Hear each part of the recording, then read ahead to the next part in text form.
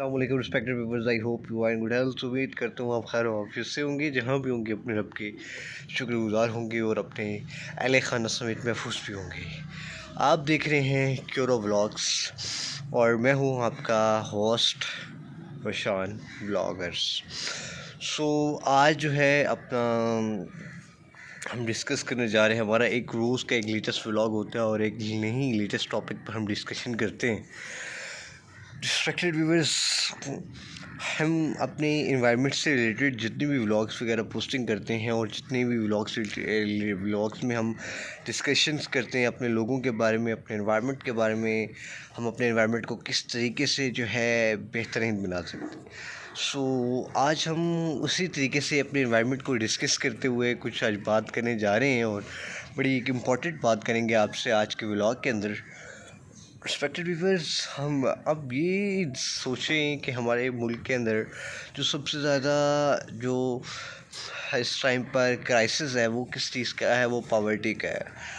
अब पॉवर्टी का क्राइसिस हमारे मुल्क में इसलिए बढ़ता जा रहा है कि एक और पॉपुलेशन यानी कि पॉपुलेशन जो है बढ़ रही है, इंक्रीज़ कर रही है और जो है ना अपना हमारे पास पॉवर्टी जो है जितनी अपनी हमारे पास जो पॉपुलेशन इंक्रीज़ करेगी उतनी हमारी जीडीपी नीचे आएगी। उसी तरीके से हमारे इन्वायरमेंट का, हमारी जो कंट्री है उसकी इकॉनमी जो है वो वीक होगी और इसी तरीके के साथ साथ जो है हमारा पॉवर्टी का जो ग्राफ है वो भी मज़ीद इंक्रीज़ करता जाएगा। अब हमने पॉवर्टी को हमने अपने इन्वायरमेंट में किस तरीके से स्टेबल करना है। अब स्टेबल करने के लिए सबसे पहले तो हमारे लिए एक गवर्नमेंट जो है, गवर्नमेंट को क्या क्या स्ट्रेटजीज़ करनी चाहिए।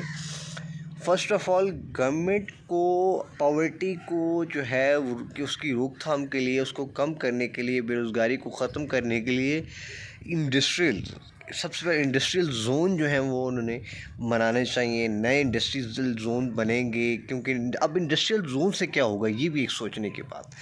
अब इंडस्ट्रियल ज़ोन का बेसिकली जो पर्पज़ होता है वो ये होता है कि इंडस्ट्रियल ज़ोन हमें प्रोवाइड करते हैं, कह सकते हैं कि एक ऐसा सोर्स है, सोर्स ऑफ बिज़नेस भी कह सकते हैं, सोर्स ऑफ टू रिमूव या reduce poverty in our growing area या इन आवर ग्रोथ एरिया। हम अपने जो एरिया है, उस जो बढ़ने वाला हमारा एरिया है उसके अंदर से हम पॉवर्टी को कम कर सकते हैं। पॉवर्टी के जो लेवल है वो कम हो सकता है अगर हम फॉलो करते हैं हम अपने इंडस्ट्रियल जोन को, कि हम इंडस्ट्रीज़ को जो है न्यू इंडस्ट्रीज़ लगाते हैं। अब इंडस्ट्री कैसे लगेगी, इंडस्ट्री अब ये भी एक बहुत बड़ा एक सवाल है कि अब इंडस्ट्रीज़ को कैसे लगाया जाए। अब इंडस्ट्रीज़ देखें, सबसे पहले आप लोगों के पास फाइनेंस का बहुत बड़ा एक रोल प्ले होता है कि आप फाइनेंस होगा तो इंडस्ट्री लगेगी। तो अगर किसी मुल्क के अंदर, अगर जिस मुल्क के अंदर फाइनेंस नहीं था उन्होंने भी तो इंडस्ट्रीज़ लगाई है ना। वो भी अब दुनिया देख रही है कि वो मुल्क जो पाकिस्तान के बाद जो है वो बने हैं और उन्होंने इंडस्ट्रीज़ लगाई हैं, वो आज पाकिस्तान के 10 या 50 गुना ज़्यादा आगे तरक्की कर चुके हैं पाकिस्तान से ज़्यादा। अब ऐसा क्या वजह थी कि वो तरक्की कर गए? उन्होंने जब इंडस्ट्रीज़ लगाई, उन्होंने उनके पास अपना फाइनेंसिंग था। वो जो अपने जो हमारे ओवरसीज़ यानी कि हम कह सकते हैं फॉरेनर्स जो थे, फॉरेन कंट्रीज़ थी, उनसे उन्होंने इनवाइट किया हमारे कंट्री में आएँ, आप इधर आके सरमायाकारी करें, इंडस्ट्रीज़ लगाएं और हमें भी फ़ायदा दें और ख़ुद भी।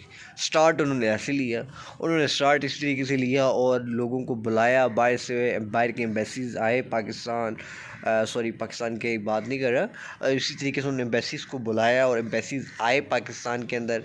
और पाकिस्तान के अंदर फिर मैं अगेन कह रहा हूँ, पाकिस्तान के अंदर नहीं, उनकी कंट्रीज़ में एम्बेसीज़ आए, फिर उन्होंने विज़िट किया यार वाकई में यहाँ पर हमारी इंडस्ट्री सक्सेसफुल हो सकती है या नहीं। उन्होंने इस चीज़ का आइडिया लिया। जब उनको इस चीज़ का कंफर्मेशन मिला कि हाँ भाई हमारी इंडस्ट्री इनकी कंट्री में सक्सेसफुल हो सकती है, उन्होंने फिर उनकी कंट्रीज़ के अंदर जाके इंडस्ट्रीज़ लगाई और इंडस्ट्रीज़ लगा के उन्होंने अपना बिज़नेस भी किया और जो कंट्री जिसने लगवाई थी उसको ये प्रॉफिट हुआ, उसके लोग जो है अपना इंडस्ट्रीज़ के अंदर जॉब करते रहे, उनको जॉब मिलती रही, बेरोज़गारी जो है कम होती रही। और इसी तरीके से वो ज़्यादातर लोग थे एंटरप्रेन्योरशिप को जो है प्रेफर करते थे, यानी कि वो अपना बिज़नेसमैन सेल्फ बिज़नेस करना चाहते थे। तो इस तरीके के साथ अपनी पॉवर्टी जो है ख़त्म की जा सकती है हमारे इन्वायरमेंट के अंदर से। उम्मीद करते हो मेरा आज का ये व्लॉग आपको पसंद आएगा। Thank you so much for watching this vlog.